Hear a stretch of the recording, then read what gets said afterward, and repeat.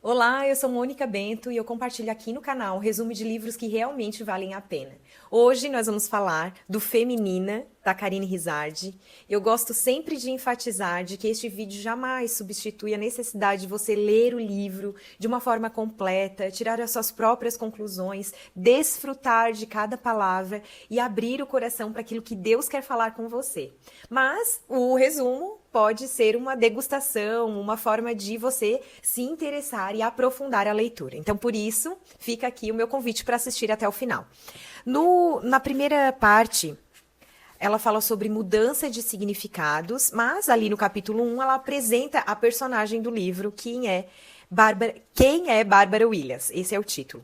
Uma mulher de 42 anos, super bem sucedida na carreira profissional, 3 filhos, um esposo, um casamento de sucesso, e passou por um período de 20 dias de viagem, chegou e ao desfazer as malas, ela estava refletindo, e agora?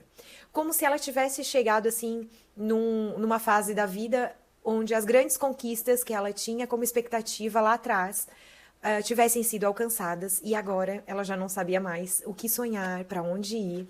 Foi quando ela começou uma oração e perguntou para Deus: e agora, Pai?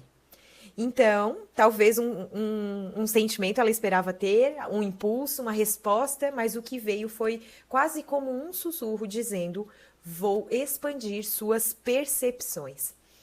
Alguns dias depois, a irmã dela convidou para um café da tarde, numa sexta-feira, e ela disse que jamais aceitaria, naquela vida que ela estava levando, né? Aquele excesso de compromissos. E aí, depois dessa oração, ela acreditou que poderia ser uma direção de Deus, e foi exatamente o que aconteceu. A própria irmã falou assim: eu tenho um recado de Deus para você. Você vai ajudar muitas mulheres a se reconectarem com sua feminilidade, até aquelas que acreditam que já a vivem plenamente. E a Bárbara mesmo questionou se era com ela aquela conversa, porque ela até disse que entre as irmãs mais novas até poderia ser, mas ela já não se via mais nem feminina, nem pronta para ajudar outras mulheres. Ainda assim, depois veio mais uma confirmação com esse termo, feminilidade, e ela começou a se abrir, então, a partir, né, dessas confirmações.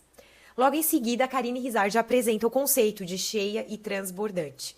Vamos dizer que Bárbara Williams estava cheia, sobrecarregada, e para transbordar como um óleo que é derramado de um vaso e a sua essência assim alcança todo o ambiente. Da mesma forma, acontece com a gente. Mas para isso, a gente precisa ter o desfrute. Ela fala o seguinte: a principal diferença entre mulheres cheias e transbordantes é o desfrute. Parece difícil a gente alcançar isso nessa vida, como ela coloca aqui, tão sobrecarregada, tão cheia de compromissos. E nos próximos capítulos a gente vai descobrindo como isso é possível. Até porque faz parte do próprio subtítulo: tudo pode ser leve. Então vamos em frente para conhecer esse caminho. O capítulo 2, ela fala sobre o novo significado de um banho. Então a Bárbara chega em casa depois daquele dia exaustivo, as coisas que ela acreditava que seriam mais fáceis, pelo contrário, estavam ainda mais desafiadoras. Ela imaginou que contratando mais uma profissional, ela teria menos trabalho, mas ela estava treinando essa profissional, então estava assim intenso. E apesar de ser um banho, aquele relaxante, ela teve foi um banho de pensamentos e preocupações. E a autora associa a história de Esther, que antes de ser apresentada ao rei como uma possível rainha, ela precisou passar por um processo de 1 ano, sendo 6 meses de purificação, banhos com mirra, que expressam o sofrimento, mirra representa isso na Bíblia, e depois 6 meses de beleza e que veio a parte agradável, vamos dizer assim. Da mesma forma, também ela associou o processo que a Bárbara estava passando como a metamorfose da borboleta. Quando ela está lá no casulo, né, ainda como lagarta, é feia, é difícil, vamos dizer, não é nada atrativo, é um processo doloroso. A partir do momento que se transforma numa borboleta, toda a sua graça é expressa. E avançamos então para o capítulo 3, novo significado de gestão do tempo. Pois é, se um dos problemas que a gente vive é estarmos cheios de compromissos, de atividades, E até mesmo a questão das nossas ambições, queremos muitas coisas e precisamos trabalhar muito para alcançá-las. Por outro lado, o desejo original de Deus é que a gente vivesse, né, lá no Jardim do Éden, com segurança, com tranquilidade, com desfrute, por isso a palavra de novo aqui. Era um lugar de silêncio, era um lugar de paz, onde a própria presença de Deus estava lá. E quando a gente entende esse plano original de Deus, que pode e deve ser estendido para a nossa vida hoje, não é só uma realidade lá do Jardim do Éden, a gente passa a focar intencionalmente em fazer das nossas horas um deleite.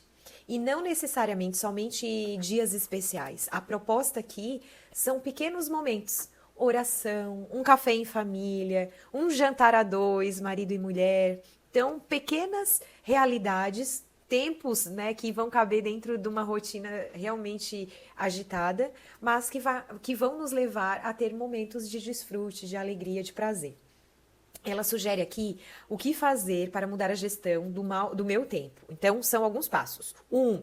Eleger atividades essenciais. Não abra mão daquilo que você realmente se dispõe a fazer naquele dia. E aí, substitui por coisas que não são tão relevantes. Eliminar o desnecessário. A gente pode estar desperdiçando tempo, por exemplo, com redes sociais, com coisas que nos distraem do nosso objetivo principal. 3. Aplicar a regra do 1/5. Ela fala que o José do Egito reservava 1/5 da produção para tempos difíceis.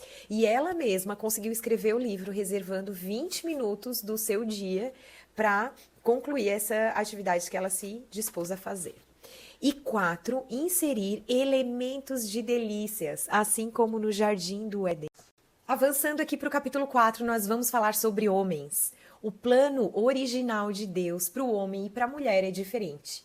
Então, lá no Jardim do Éden, Deus projetou o homem para cultivar e guardar o jardim e também deu uma incumbência muito importante. Inicialmente, o homem deveria dar nome a todos os animais e os seres vivos. Esse dar nome é uma autoridade que o homem não perdeu. Até hoje, o homem tem este papel.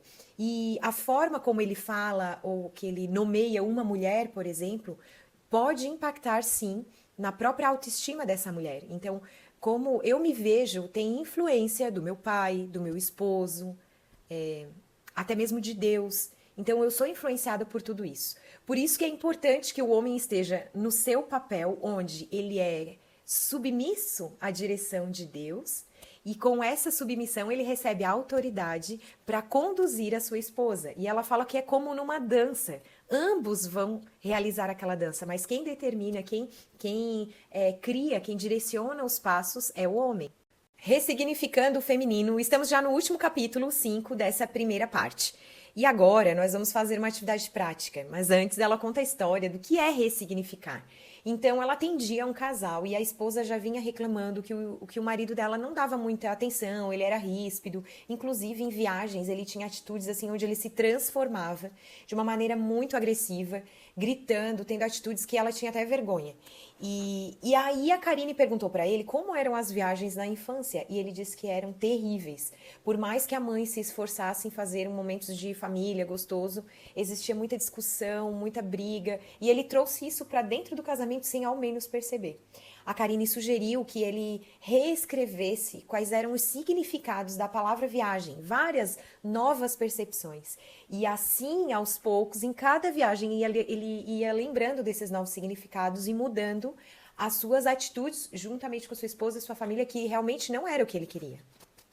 E da mesma forma, ela trouxe uma lista de palavras relacionadas à feminilidade. Todas elas, na verdade, vão compor o que significa ser uma mulher e trazer novos significados. Então, no primeiro exercício, a gente escreve qual é o significado positivo e negativo destas palavras. E num segundo momento, a gente pega tudo que a gente tem de negativo, de bagagem, de significado que remete ao passado e traz novas palavras positivas com esse propósito de dar uma nova visão a essas palavras que nos constituem como mulher. E eu vou fechar aqui com essa frase. Ao ressignificar lembranças e expectativas, somos convidadas a abraçar uma nova relação com nossa feminilidade, o que nos permite florescer e viver de forma plena. Aguarde então, em breve nós vamos ter aqui a parte 2, que é desconstrução. Até lá!